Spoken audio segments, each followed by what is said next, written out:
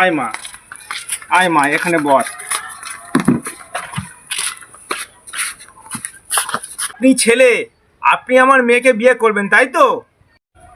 তুমি তো আমার মেয়েকে বিয়ে করবে। আচ্ছা বাবা, তুমি কিসের কাজ করো?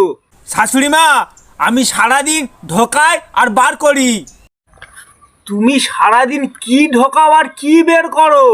আরে মা, আপনি যেটা ভাবছেন সেটা নয়। আসলে আমি কলের কাজ করি তো, তাই সারাদিন কলের পাইপ নিয়ে মাটি নিচে ঢোকাই আর বার করি। আচ্ছা ঠিক আছে জামাই, তোমাকে আমার খুব পছন্দ হয়েছে। আমার মেয়ের সাথে তোমাকে আমি বিয়ে দেব। শাশুড়ি মা, আপনার মেয়ে ওরকম করে জিভ বার করছে কেন? আমার মেয়ে তোমাকে সিগন্যাল দিচ্ছে, এটা তুমি বুঝতে পারছো না? জিব্বার করে তোমাকে সিগন্যাল দিচ্ছে। কিন্তু বাবা, আমার মেয়ের একটা সমস্যা আছে। সমস্যাটা হলো আমার মেয়ে রাতের বেলা কিন্তু প্রত্যেকদিন বিছানায় মোতে। মা, আমার একটা শর্ত আছে।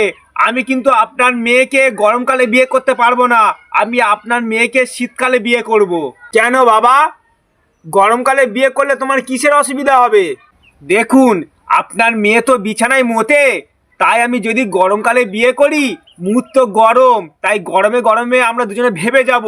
কিন্তু যদি আমি ঠান্ডাকালে বিয়ে করি, তাহলে মুতের উপর দুজন শুয়ে থাকবো, লেপ কাঁথা কিছুই লাগবে না।